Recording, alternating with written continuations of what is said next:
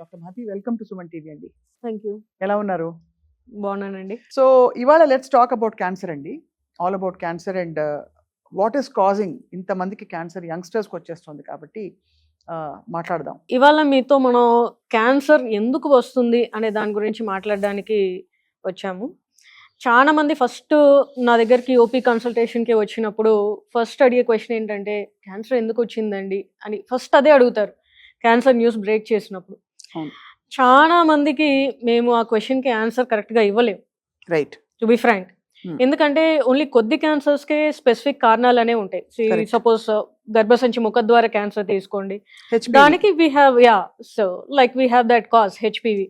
Lung cancer, yes, we have cause of smoking. Almost 80-90% lung cancers is because of smoking.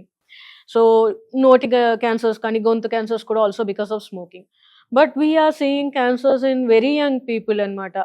Females, 20-30 years females, we are seeing lung cancers and breast cancers. ఎందుకు వస్తుందంటారు అంటే మీకు at least ఒక assessment ఉంటుంది కదా, వాళ్ళ వాళ్ళ వాళ్ళ అంటే వాళ్ళ బాడీ ఎలా ఉంది, వాళ్ళ పాథాలజీ ఎలా ఉంది, జెనెటిక్ గా ఎంతవరకు ఫ్యాక్టర్స్ అని చెప్పి.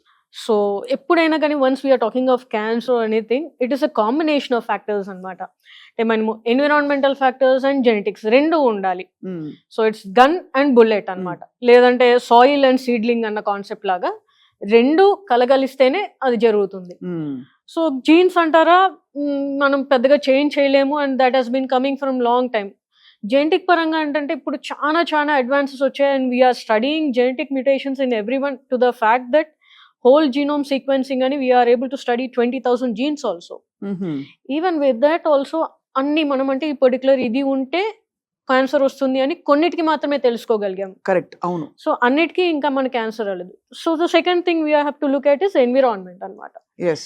ఎన్విరాన్మెంట్ పరంగా ఏంటంటే whatever we're taking in the form of food, water, air pollution, everything is playing a role, including అంటే ఇప్పుడు కొత్తగా మనము ఫోన్స్ వచ్చాయి మన జనరేషన్కి. So radiation, electromagnetic radiation from cell towers and all the TVs and all factors and perfumes and the deos, whatnot. So we are all going to play some sort of role in this environmental factors that will provoke the genetics into turning it into a cancer anamata. చాలా అంటే ఏ symptoms తో వస్తారు doctor Mahathi? అంటే first of all చాలా మందికి, నాకు తెలిసిన నా ఫ్రెండ్స్ కూడా ర్యాండమ్ గా బయటపడింది, ఏదో టెస్ట్ చేయడానికి వెళ్తే ఏదో లంప్ ఉందన్నారని. సరే, బ్రెస్ట్ క్యాన్సర్ కూడా కనీసం పాయింట్అవుట్ చేయొచ్చు, కోలోరెక్టల్ క్యాన్సర్స్, జిఐ క్యాన్సర్స్, మీరు అన్నట్టుగా lung cancer in non smokers. So A symptoms తో వస్తారు వాళ్ళు?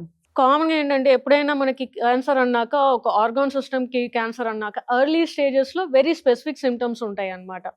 So for suppose lung cancer early stages లో very difficult to detect. So అవి మనకి మీరు అన్నట్టుగా వేరే కారణంగా వెళ్ళి సిటీ తీస్తేనో ఎక్స్రే తీస్తేనో మనకి చిన్న కనిపిస్తే గడ్డ, అలా మనం ఎర్లీ స్టేజ్ లంగ్ క్యాన్సర్స్ ని డిటెక్ట్ చేయగలం. కానీ లేదు అంటే కనుక అడ్వాన్స్ స్టేజెస్ కి వెళ్ళేసరికి మోస్ట్ కామన్ గా చాలా మంది వెయిట్ లాస్ తో వస్తారు, ఆకలి తగ్గింది అని వస్తారు, లేదంటే కడుపు నొప్పో, జనరల్ గా back pain, so that when you spread to the bones, back pain తో రావడం, ఇలా వస్తున్నారు అనమాట. పేగు క్యాన్సర్స్ కూడా ఎస్పెషల్లీ ప్యాంక్రియాస్ కానీ స్టమక్ కానీ very difficult to detect early అనమాట. కడుపు నొప్పి రావడం, వామిటింగ్స్ అవ్వడం, grow up then that happens. Okay, అంటే ఒక స్టేజ్ దాటాకే వస్తాయి అవన్నీ. సో ఎర్లీగా డిటెక్ట్ అవ్వడం అనేది కొంచెం అన్యూజువల్ యాక్చువల్లీ. మీరు యంగ్స్టర్స్ లో క్యాన్సర్ చాలా వస్తుందంటున్నారు, చాలా ఎమోషనల్ టైం కదండి వాళ్ళకి. మీరు క్యాన్సర్ ఉంది అని మీరు న్యూస్ బ్రేక్ చేయడం, సో అది ఎలా జరుగుతుందండి వాళ్ళకి? వాళ్ళకి ఎలా చెప్తారు? మీరు ఫ్యామిలీ మెంబర్స్ చెప్తారా, వాళ్ళకే చెప్తారా? మీరు ఎలా ఫీల్ అవుతారు యంగ్స్టర్స్ లో చూసినప్పుడు? So this will approach in to, ఎందుకంటే ఇప్పుడు యంగ్ ఉంటారు అనమాట. అంటే 10 years, less than 10 years, we have leukemias, blood cancers, which are in fact pretty much curable. So వాళ్ళని ఇన్ఫాక్ట్ వాళ్ళు ఎట్లా అంటే 1-2 years ఆన్ ద లైన్ మాకు ఫ్రెండ్స్ అయిపోతారు. The kids will become friends to us during treatment అనమాట. So మెల్లగా ఒక 1-2 months కి మేము వాళ్ళని చేసేసుకుంటాం. ఈవెన్ ఫ్యామిలీస్ కూడా మాకు ఫ్రెండ్స్ అవుతారు. So that is easier to travel because that is very much curable. The problem is with the 20s, 30s and 40s, because ఆ ఏజ్ గ్రూప్ వాళ్ళకి ముందు జనరేషన్, వెనకల జనరేషన్, ఇద్దరు జనరేషన్స్ మీద భారం పడుతుంది మనం చెప్పేది. సో ఆ పేషెంట్ వాళ్ళ పిల్లల భారం పడుతుంది, వాళ్ళ పేరెంట్స్ ఉంటారు, వాళ్ళు సఫర్ అవుతారు. సో వాళ్ళకి న్యూస్ బ్రేక్ చేయడం అనేది వెరీ డిఫికల్ట్ ఫర్ అస్. అవును. సో మీరు అన్నారు లైఫ్ స్టైల్, ఎన్వైరన్మెంటల్ కాజెస్ చాలా ఉన్నాయని చెప్పి. నేను వినడం ఏంటంటే ఈవెన్ మన ఇంట్లో అది శుభం పలకరా అన్నట్టు నారాయణ అంటే కూడా ఏదో పిచ్చి మాట అన్నట్టు ఒక సామెత ఉంది. అలాగా నార్మల్గా మనం మంచివని భావించే వాటిలో కూడా చాలా ఇష్యూస్ ఉన్నాయని చెప్పి అగరబత్తులు పెట్టద్దు అంటున్నారు. Yeah. అలాగే మనకి మంచిగా తందూరి ఫుడ్ చాలా మందికి ఇష్టం, చాడ్ ఫుడ్ అది తినొద్దు అంటున్నారు. పొద్దునే బండి దగ్గరికి వెళ్ళి వేడివేడి ఇడ్లీ సాంబార్ వద్దు, ప్లాస్టిక్ ప్యాకెట్లో సాంబార్ కట్టిస్తున్నారు అంటున్నారు. నిజంగా అది ఒక్కొక్కసారి అలా వాడేస్తే వచ్చేస్తుందండి క్యాన్సర్, లేకపోతే ఓవర్ పీరియడ్ ఆఫ్ టైం ఆ అబ్యూస్ వల్ల అవుతుందంటారా? చాలా మంది ఇదే అనుకుంటారు. ఎప్పుడైనా వెళ్ళినప్పుడు నెలకొకసారే కదా నేను బయటికి తినేది ఏంటి అనుకుంటారు. బట్ నీ జీవితంలో ఎన్ని నెలలు ఉంటాయి? ఎప్పటి నుంచి తింటున్నావు అది? ఆల్మోస్ట్ స్కూల్ వయసు నుంచి నెలకు ఒకసారి తిన్నా ఎన్నిసార్లు తిన్నట్టు లెక్క. అదే కదా. సో ఇవన్నీ కూడా క్యూములేటివ్ ఎఫెక్ట్స్ అన్నమాట.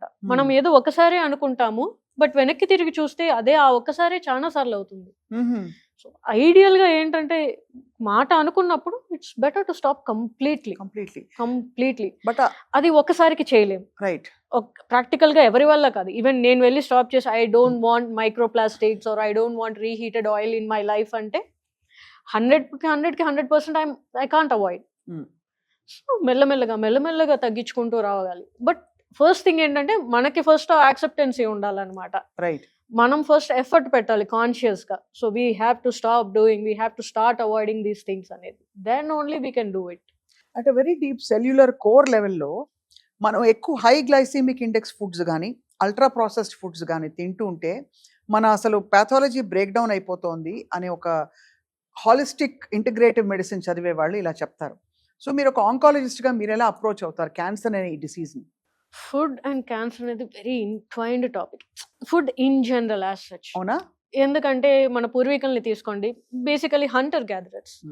So we had food to ఆకలి తీర్చడానికి, బాడీ నరిష్మెంట్కి. అంతే.